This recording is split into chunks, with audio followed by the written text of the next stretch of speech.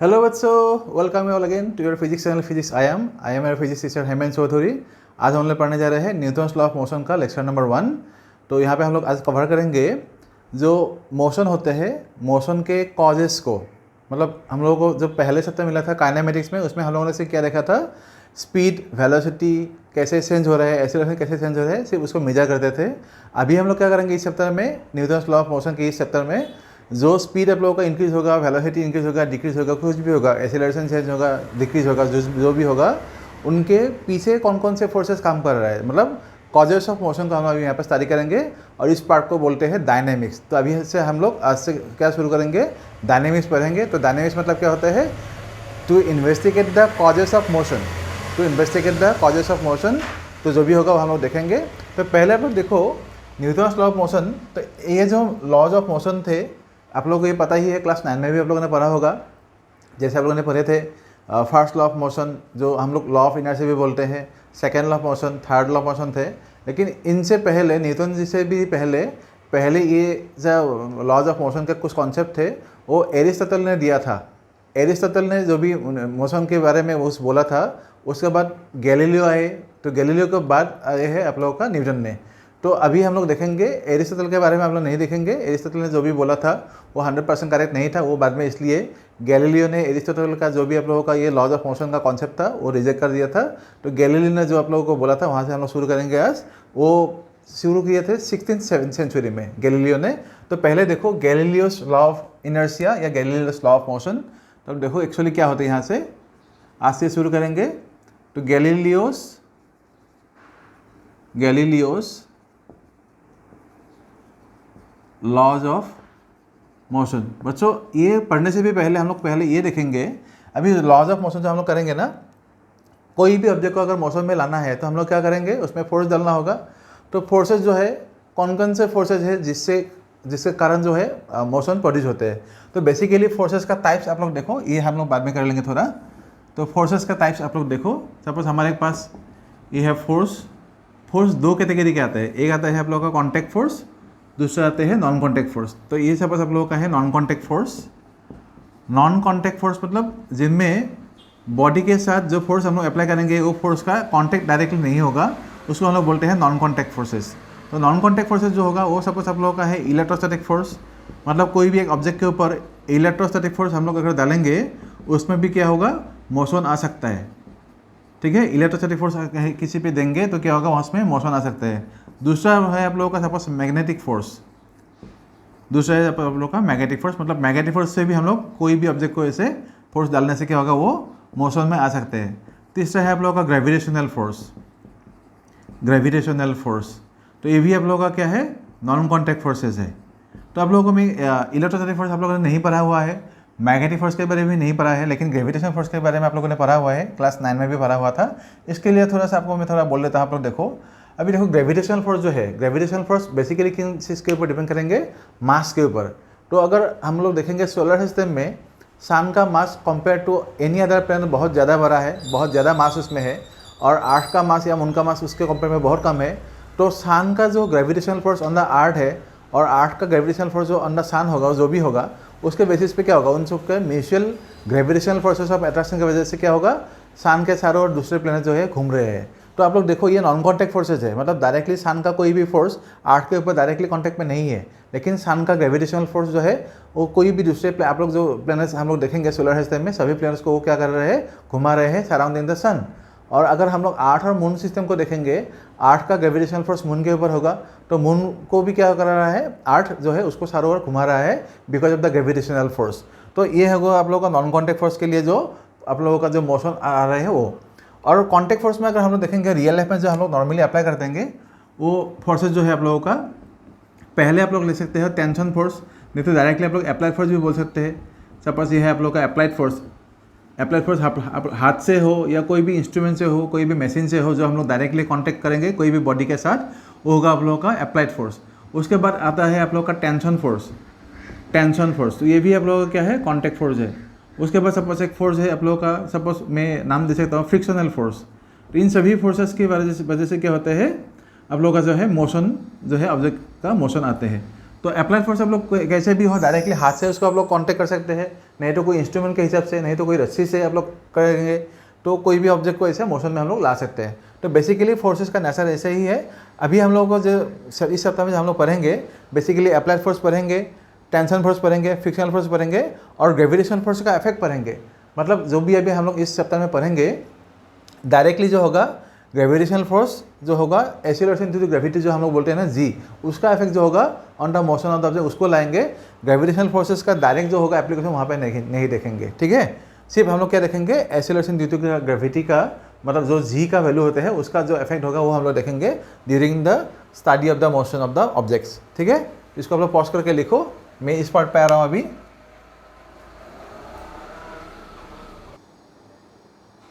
तो बच्चा अभी हम यहाँ से शुरू कर रहे हैं। अभी गैलीलियोस लॉ ऑफ मोशन जो है, इन्होंने कुछ एक्सपेरिमेंट करके जो लॉस को एक्सप्लेन किया था। तो फर्स्ट लॉ जो होगा गैलीलियोस का वो आप लोग लिखोगे, कुछ एक्सपेरिमेंट है तो आप लोग लिखोगे यहाँ पे फर्स्ट एक्सपेरिमेंट, ठीक है। गैलीलियो ने जो एक्सपेरिमेंट किए थे वो सब फर्स्ट एक्सपेरिमेंट डायरेक्टली देखेंगे। तो फर्स्ट एक्सपेरिमेंट उन्होंने क्या देखा था, सपोज हमारे पास कोई ऐसा इंक्लाइन प्लेन है, ये हमारे पास एक इंक्लाइन प्लेन है। ऑन दिस इंक्लाइन प्लेन, मैं दो इंक्लाइन प्लेन यहाँ पे लेता हूँ। On this incline planes suppose यहाँ पे कोई ऑब्जेक्ट है, यहाँ पे कोई सपोज एक ऑब्जेक्ट है। इस ऑब्जेक्ट को अगर हम लोग यहाँ से छोड़ देंगे, तो क्या होगा, ये ऑब्जेक्ट ये ऐसे क्या होगा मूव करता जाएगा। और जब ये नीचे की तरफ जाएगा, गैलीलियो ने ये बोला था जब ये ऑब्जेक्ट नीचे की तरफ ऐसे जाएंगे तो इनका मोशन क्या होगा, नीचे की तरफ होगा। Speed goes on increasing, that means when an object is at rest at this height, suppose this height है h, तो under the action of gravity क्या होगा, ये ऑब्जेक्ट नीचे की तरफ जाएगा। और जब ये नीचे की तरफ जाएगा on the incline plane, speed goes on increasing. तो ये गैलीलियो ने बोला था। और क्या बोला था, ये जो आप लोगों का ये जो सरफेस है, ये सरफेस क्या होगा, फ्रिक्शनलेस सरफेस जैसे कंसीडर किए थे। उसके बाद ये जो आप लोगों का सरफेस है, सपोज ये क्या होगा, डाउन द इंक्लाइन प्लेन जा रहा है। यहाँ पे ये ऑब्जेक्ट जा रहा है down the incline plane,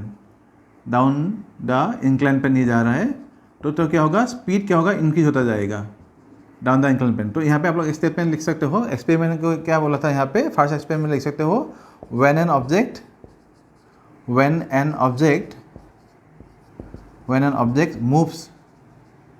moves down the inclined plane,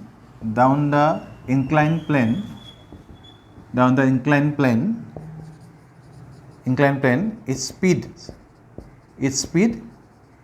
goes on increasing. तो फाइनली जब वो ग्राउंड टच करेगा वहाँ पे क्या होगा, मैक्सिमम स्पीड हो जाएगा। लेकिन ये स्पीड क्यों बढ़ रहा है, क्योंकि ग्रेविटेशनल फोर्स जो है उसको एक्ट कर रहा है और इसमें फ्रिक्शन नहीं था, ऐसे कंसीडर किया गया था। सपोज दूसरा जो हो गया फोर्स, सपोज यहाँ पे है ऑब्जेक्ट, सपोज यहाँ पे है कोई बॉल हो, आप लोग ऐसे रहे, इसको सपोज हम लोगों ने क्या किया, ऊपर की तरफ इसको ऐसे कुछ स्पीड दे के ऊपर की तरफ उसको ले गए। तो ऊपर की तरफ जाएगा तो क्या होगा, धीरे धीरे जो जितना ऊपर की तरफ जाएगा तब भी क्या होगा, एक्सीलरेशन ड्यू टू ग्रेविटी की वजह से उसका स्पीड क्या होगा, धीरे धीरे डिक्रीज हो जाएगा। और फाइनली वो जहाँ पे हाईएस्ट पॉइंट पे पहुँच जाएगा, वहाँ पे उस पॉइंट पे जाके उसका वेलोसिटी क्या होगा, 0 हो जाएगा। तो इसको आप लोग लिख सकोगे, when object moves up the incline plane, when objects moves up the inclined plane,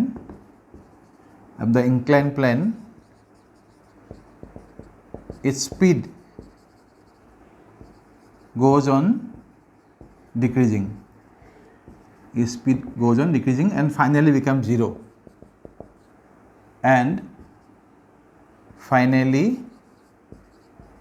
Becomes 0 at the highest point. ये सब गैलीलियो ने ऑब्जर्व किया था, उसी ऑब्जर्वेशन के ऊपर, ये एक्सपेरिमेंट के ऊपर ये उन्होंने कुछ स्टेटमेंट दिए थे, ठीक है। अभी और सपोज तीसरा इंक्लाइन प्लेन हम लोग यहाँ पे लेंगे, जो इंक्लाइन प्लेन नहीं है, ये हॉरिजॉन्टल प्लेन होगा। जो एक्सपेरिमेंट ये था, ये पहला एक्सपेरिमेंट था।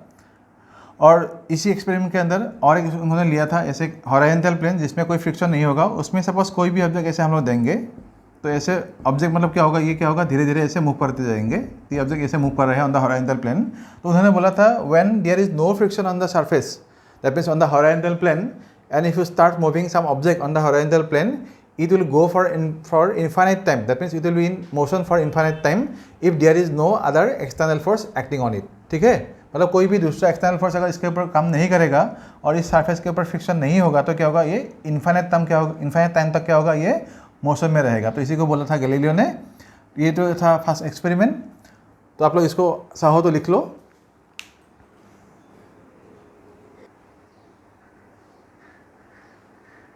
अभी बच्चे देखेंगे हम लोग गैलीलियोस का सेकेंड एक्सपेरिमेंट।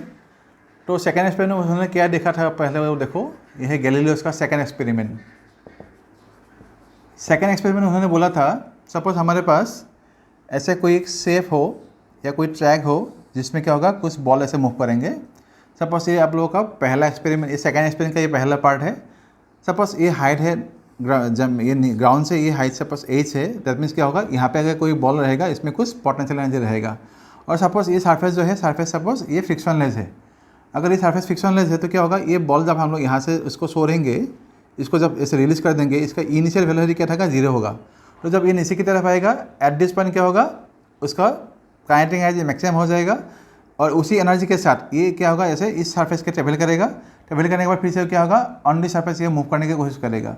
और गैलीलियो ने क्या देखा था और क्या बोला था उन्होंने, ये सरफेस अगर फ्रिक्शनलेस होगा, ये सरफेस अगर फ्रिक्शनल होगा तो सपोज ये हाइट सपोज है आप लोगों का 2 मीटर, सपोज ये हाइट है 2 मीटर। तो ये जो ऑब्जेक्ट था, ऑब्जेक्ट जब इसको हम लोग छोड़ेंगे, छोड़ने के बाद क्या होगा, ये जब यहाँ पे ग्राउंड की तरफ आएंगे तो ग्राउंड में यहाँ पे पहुँचते पहुँचते इसका काइनेटिक एनर्जी यहाँ पे मैक्सिमम हो जाएगा। लेकिन वो काइनेटिक एनर्जी मैक्सिमम होने के बाद वो उसी काइनेटिक एनर्जी से, मतलब कांस्टेंट काइनेटिक एनर्जी से वो ऐसे मूव करेंगे। जब ये फाइनली यहाँ पे पहुँचेगा, यहाँ से फिर से वो क्या करेगा, इसमें जितने हाइट से उसने नीचे की तरफ आए थे, मतलब 2 मीटर हाइट से वो नीचे की तरफ आए थे, यहाँ से भी क्या होगा, इस इंक्लाइन प्लेन में क्या होगा, 2 मीटर हाइट तक वो ऐसे क्या करेंगे, ट्रेवल करेंगे। ये भी क्या होगा, 2 मीटर हाइट। मतलब गैलीलियो ने बोला था अगर ये यहाँ से 2 मीटर हाइट से नीचे की तरफ आ रहा है तो पूरा पाथ ट्रेवल करके काइनेटिक एनर्जी उसको मिलने के बाद पूरा पाथ ट्रेवल करके फिर से वो क्या होगा, 2 मीटर हाइट तक इस इंक्लाइन प्लेन में यहाँ पे क्या करेगा, उसको सर जाएगा। मतलब यहाँ पे वो यहाँ पे आ जाएगा इस पॉइंट पे, मतलब 2 मीटर हाइट तक वो फिर से उठ जाएगा इधर तक। ये था पहला पार्ट। दूसरा पार्ट क्या बोला था, ये क्या होगा, फिर से ऐसा आएगा, लास्ट में ये जाके यहाँ पे पहुँच जाएगा 2 मीटर हाइट तक।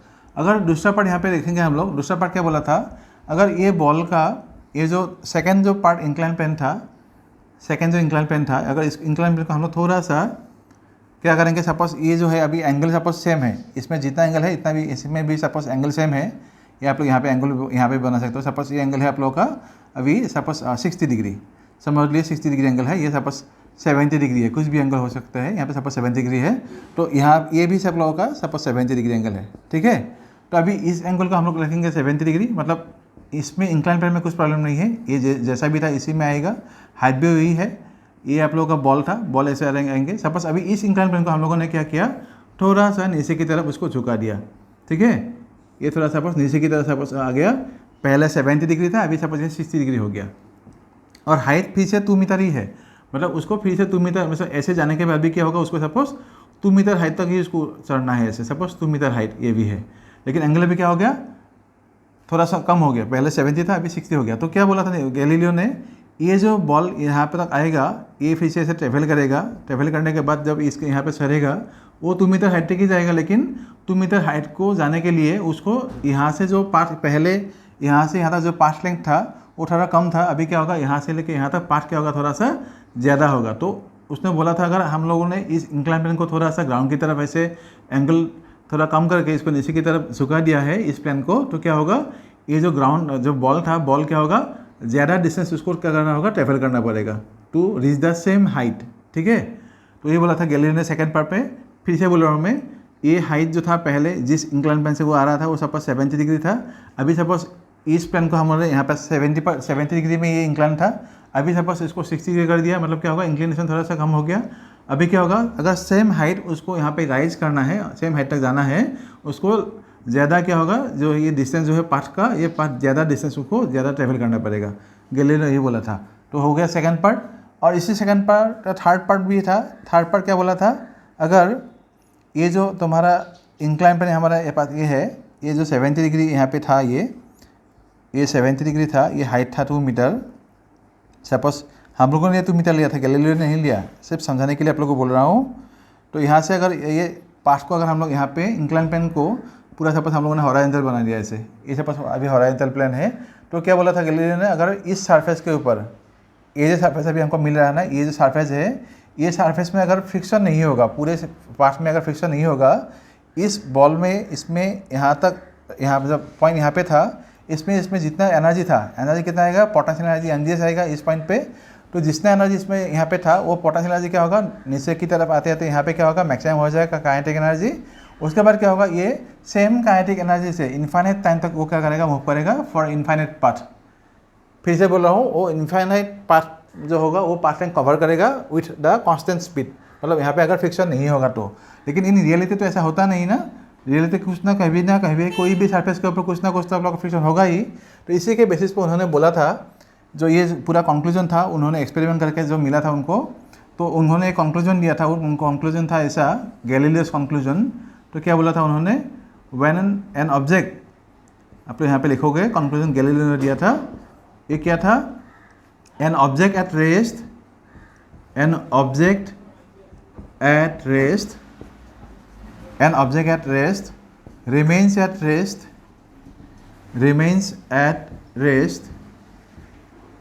and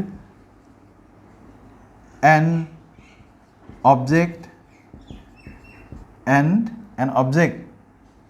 will be in uniform motion. An object will be in uniform motion. क्या बोला है, an object at rest remains at rest and an object will be in uniform motion if no external force, if no external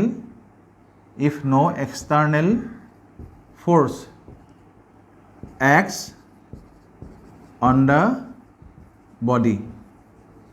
तो Galileo ने यही बोला था statement, an object at rest will remain at rest, and if an object is moving with uniform motion then it will continue to be in uniform motion if no external force act on the body.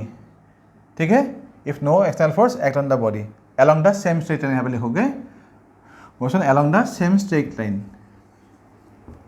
along the same straight line, मतलब वो जिस direction में पहले जा रहा था, external force अगर काम नहीं करेगा उसके ऊपर, कोई भी दूसरा एक्सटर्नल फोर्स, तो उसी डायरेक्शन में वो क्या होगा, मोशन में रहेगा। तो सेम स्ट्रेट लाइन। ठीक है, तो अभी हम लोग आएंगे न्यूटन्स लॉ ऑफ मोशन के ऊपर। तो ये था आप लोगों का इंट्रोडक्टरी पार्ट, कैसे ये सब न्यूटन्स लॉ ऑफ मोशन कैसे ये डिस्कवर हुआ था, कैसे ये आया। तो आप लोग इसको पॉज करके लिखो।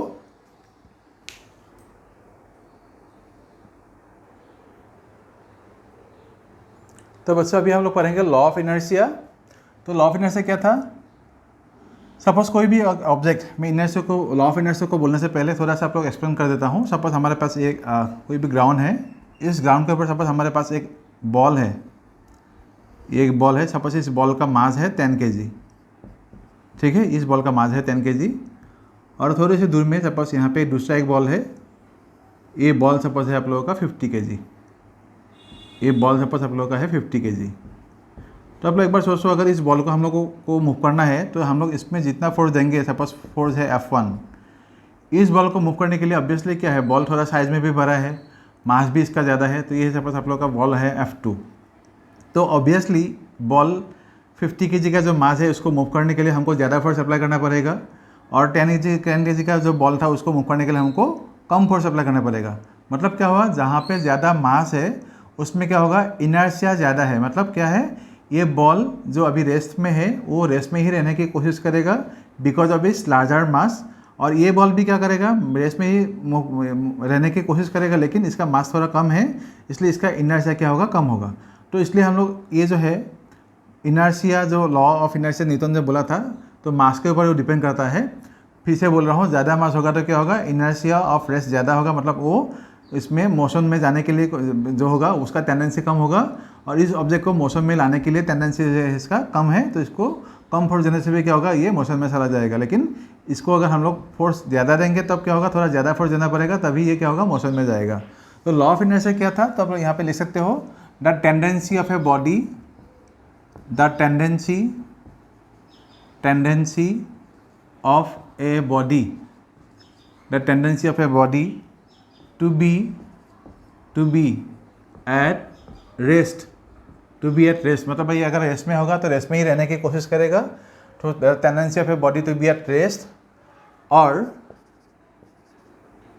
the tendency of a body to be at rest or in uniform motion और इन यूनिफॉर्म मोशन, मतलब एक ऑब्जेक्ट अगर मोशन में है और वो सरफेस सपोज फ्रिक्शनलेस है तो क्या होगा, वो ऑब्जेक्ट का जो मोशन होगा वो हमेशा यूनिफॉर्म मोशन में ही जाने की कोशिश करेगा in the same straight line. तो ये लिखा है tendency of a body to be at rest और uniform motion in a straight line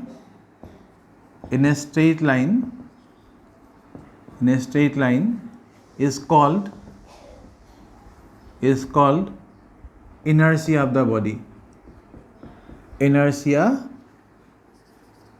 the body, मतलब कोई भी बॉडी अगर रेस्ट में रहेगा तो उसके बॉडी के जो मास था उसी मास के ऊपर डिपेंड करेगा। अगर मोशन में है तो उसका जो मास इंटू वेलोसिटी होगा क्या होगा, मोमेंटम आ जाएगा। तो मोमेंटम मतलब क्या होगा, वो मोमेंटम यूनिफॉर्म मोशन में वो जाने की कोशिश करेगा अनटिल एंड अनलेस हम unbalance external force is applied on it. तो inner law of inertia basically बहुत, अगर हम लोग सिंपल तरीके से देखेंगे तो यही है आप लोगों का लॉ ऑफ इनर्शिया। आप लोग देखो इसको और अगर हम लोग यहाँ पे लॉ ऑफ इनर्शिया को हम लोग फर्स्ट लॉ ऑफ मोशन भी बोलते हैं, तो फर्स्ट लॉ ऑफ मोशन अगर हम लोग लिखेंगे यहाँ पे तो Newton's first law of motion यहाँ पे लिख सकते हैं आप लोग। देखो Newton's first law of motion मतलब क्या है, फिर से वही लिखना है आप लोगों को। Newton's first law of motion मतलब इनर्शिया, लॉ ऑफ इनर्शिया ही होते हैं। इसको थोड़ा सा अलग से हम लोग लिखेंगे तो क्या लिखेंगे यहाँ पे, द टेंडेंसी, और यहाँ पे लिखोगे according to Newton's first law of motion, the tendency, यहाँ पे लिखो according to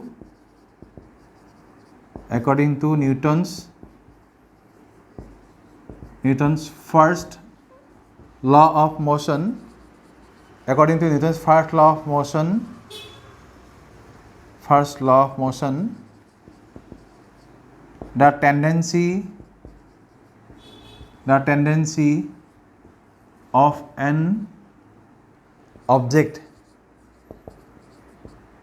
an object to be at rest or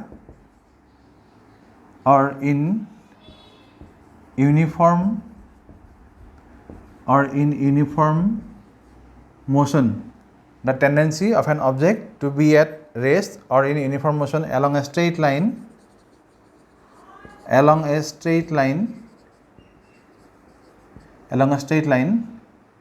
until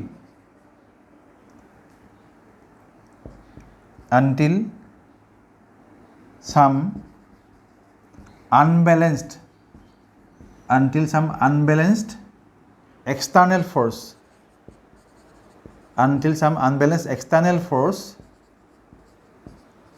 acts on it। मतलब न्यूटन्स फर्स्ट लॉ क्या बोलते हैं हम लोगों को, the tendency of an object to be at rest और in uniform motion along a straight line until some unbalanced force acts on it। मतलब कोई भी ऑब्जेक्ट अगर रेस्ट में है या यूनिफॉर्म मोशन में है तो उसका जो रेस्ट वाला जो ये होगा सिचुएशन होगा या मोशन वाला जो सिचुएशन होगा, ड्यूरिंग दैट टाइम उसमें जितना फोर्स लग रहा है उससे ज़्यादा फोर्स हमको देना पड़ेगा अगर उसका सिचुएशन को चेंज करना है। मतलब अभी ये 10 अभी है ना यहाँ पे 10, सपोज इसमें जी का वैल्यू हम लोग ले लेते हैं। सपोज इसमें जी मतलब सपोज आप लोग यहाँ पे है 10, ठीक है। तो टोटल फोर्स कितना हो जाएगा, 100 न्यूटन फोर्स हो जाएगा, ठीक है। मतलब इसका 100 न्यूटन फोर्स अभी यहाँ पे क्या है, बिकॉज ऑफ द मास यहाँ पे है। तो जी का वैल्यू अगर हम लोग 10 लेंगे तो क्या हो गया, 100 न्यूटन हो गया। तो अगर इसको हम लोग को मूव करना होगा तो क्या करना पड़ेगा, हम लोगों को 100 न्यूटन फोर्स से ज़्यादा इसमें देना पड़ेगा, तभी क्या होगा, ये मूव करेगा यहाँ से। इसमें भी अगर हम लोग देखेंगे, इसमें मास है 50 kg, इसके अगर जी का वैल्यू हम लोग 10 लगा लेते हैं तो क्या होगा, इसमें आ जाएगा 500 न्यूटन का फोर्स जो आप लोगों का नीचे की तरफ होगा। तो इसको भी अगर हम लोग को मूव करना होगा तो क्या होगा, 500 न्यूटन फोर्स से इसमें ज़्यादा देना पड़ेगा, तभी ये दोनों क्या होगा, मोशन में जाएगा। तो न्यूटन ने यही बोला था, अनबैलेंस एक्सटर्नल फोर्स मतलब क्या होगा, जो फोर्स अभी यहाँ पे है उससे ज़्यादा फोर्स हमको देना पड़ेगा, तभी क्या होगा, इसका सिचुएशन जो है वो चेंज होगा। मतलब अगर वो रेस्ट में है तो रेस्ट से वो मोशन में जा सकता है, और अगर ऑलरेडी मोशन में है तो मोशन में जाते टाइम उसको जितना मोमेंटम है या जितना काइनेटिक एनर्जी है उसको ओवरकम करने के लिए उससे ज़्यादा फोर्स हमको देना पड़ेगा। नहीं तो अगर वो मोशन में जा रहे हैं, उसको रेस्ट में लाना है, तो मोशन के अपोजिट पे हमको फोर्स अप्लाई करना पड़ेगा, अनबैलेंस फोर्स। मतलब जितना फोर्स है उससे ज़्यादा, इससे ज़्यादा, नहीं तो उससे कम तो फोर्स लाना पड़ेगा। तो अभी क्या होगा, वो मोशन में ज़्यादा हो जाएगा, काइनेटिक एनर्जी ज़्यादा हो जाएगा। अगर उसको रेस्ट में लाना है तो जितने फोर्स या जितने काइनेटिक से वो जा रहा है उसके अपोजिट में हमको फोर्स अप्लाई करना पड़ेगा so that it comes to rest. तो न्यूटन ने यही बोला था अनबैलेंस एक्सटर्नल फोर्स का मतलब वही है। सो जिस सिचुएशन में भी होगा उस सिचुएशन को ओवरकम करने के लिए उस कंडीशन में जितना फोर्स उसमें लग रहा है उससे ज़्यादा या कम फोर्स हमको देना पड़ेगा। ठीक है, इसको आप लोग फर्स्ट लॉ ऑफ मोशन को लिखो।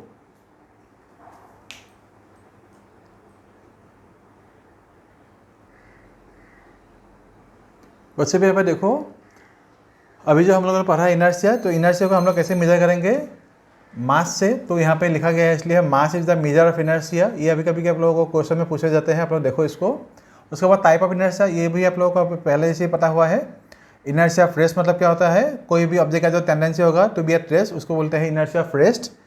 इनर्शिया ऑफ मोशन में क्या होगा? कोई भी ऑब्जेक्ट अगर मौसम में होगा तो उसको मौसम में रहना पसंद है until and unless some unbalance force is applied on it. और इनर्शिया ऑफ डायरेक्शन में क्या होगा? कोई भी ऑब्जेक्ट अगर कोई भी एक पार्टिकुलर डायरेक्शन में जा रहा है उसका डायरेक्शन सेंस करने के लिए अगर हम लोग कोई भी एक्सटर्नल फोर्स अप्लाई नहीं करेंगे तो उसका डायरेक्शन उसी में रहने की वो कोशिश करेगा। तो मैं इसके लिए थोड़ा सा एग्जांपल आप लोगों को बोल लेता हूँ। तो एग्जांपल आप लोग देखो क्या बोला है। इनर्शिया ऑफ रेस्ट के लिए आप लोगों ने पहले भी पढ़ा हुआ है। सपोज हम लोग कोई भी एक कार के ऊपर है, सपोज ये हमारे पास एक कार का सीट है, ये कार का सीट, एक पर्सन यहाँ पे ऑलरेडी यहाँ पे क्या है बैठा हुआ है। ठीक है, कार सपोज इस डायरेक्शन में जा रहा है with some velocity suppose 10 metre per या 20 किलोमीटर पर आवर। कार ऐसे जा रहे हैं तो when the car is moving, ये पर्सन जब भी सीट में है, ये पर्सन जब भी सीट में है, ये अभी सपोज ये पर्सन अभी सीट में है, ये हम लोग का सीट है। इस पर्सन का जो ऊपर वाला पार्ट है वो ऊपर की है और नीचे जो पार्ट है ये उन लोग का ये बैठा हुआ इधर ऐसे। तो ये पर्सन जो नीचे वाला जो पार्ट है वो ऑलरेडी कार के सीट के साथ यही अटैच में है और ऊपर वाला पार्ट जो है कार के सीट से ऊपर है। तो जब ये मौसम में रहेगा तो क्या होगा? तो ये जब मौसम में होगा सपोज फाइनली ये मौसम में जब रहेगा पूरा बॉडी का पार्ट क्या होगा? मौसम में है और उसका स्पीड भी क्या होगा? 20 मीटर पर सेकेंड ही है। अगर ये कार फाइनली रेस में आ जाएगा, ब्रेक अप्लाई करने के बाद सपोज ये रेस में आ गया, suppose velocity v equal suppose वो हो गया 0, तो क्या होगा? सडनली जब वेलोसिटी अप्लाई करेंगे मतलब ब्रेक अप्लाई करेंगे, वेलोसिटी जब 0 की तरफ जाएंगे तो क्या होगा? पहले जो होगा जो हम लोग को बॉडी का नीचे वाला पार्ट है जो सीट के साथ अटैच है, तो क्या होगा? वो पहले रेस में आ जाएगा। ऊपर वाला पार्ट क्या होगा? वो मोशन में जाने की टेंडेंसी में रहेगा because of the inertia of motion. Because of inertia of motion upper part of the body have a tendency to be in motion, because ये बाद में आएगा रेस में, लेकिन नीचे वाला जो पार्ट है बॉडी जो हमारे कार के सीट के साथ या बस के सीट के साथ डायरेक्टली अटैच में है वो पहले रेस में आ जाएगा। ऊपर वाला पार्ट क्या होगा? मोशन के टेंडेंसी में रहेगा। इसलिए ब्रेक अप्लाई करने पर क्या होगा? ये जो पर्सन होगा, पर्सन थोड़ा सा क्या होगा? आगे की तरफ मूव करते हैं।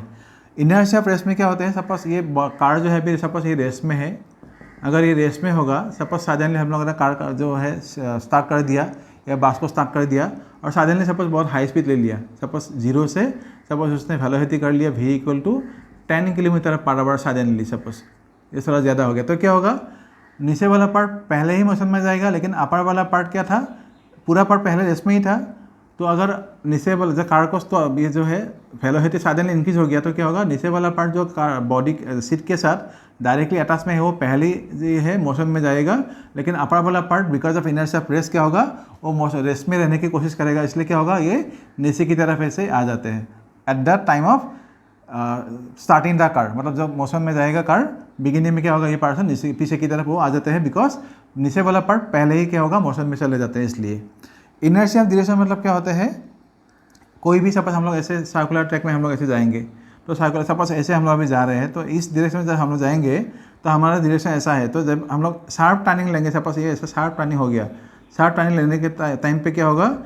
पहले हमारा बॉडी का जो डायरेक्शन था वो था इस तरफ, लेकिन अलॉन्ग विद द कार जब ये जो कार का बॉडी है जब ये ऐसे मुड़ जाएगा, बॉडी का जो इनर्शिया डायरेक्शन था वो इस तरफ था। इसलिए क्या होगा? जब हम लोग ऐसे इस तरफ मुड़ जाएंगे, सपोज इस तरफ हम लोग हो गए तो बॉडी का डायरेक्शन इसी तरफ रहते हैं। इसलिए क्या होते हैं? जो हम लोग पर्सन जो होते हैं, पर्सन्स जो है वो क्या होता है? साइड में थोड़ा सा ऐसे साइड में चले जाते हैं। मतलब सीट से थोड़ा सा क्या होगा? सपोज सीट में ऐसे हम लोग सीधा चल रहे हैं तो अगर साइड जो कार है, कार सपोज इस तरफ चला गया तो हम लोग इस तरफ जा रहे थे ना, तो कार अगर इस तरफ जाएगा तो हम लोग थोड़ा सा इस तरफ आ जाएंगे। और नहीं तो कार सपोज यहाँ पे राइट में टर्न हो गया तो हम लोग क्या करेंगे? राइट इस तरफ जा रहे थे ना, राइट में जाएंगे तो हम लोग क्या होगा? थोड़ा सा हम लोग इस तरफ जाएंगे लेफ्ट में।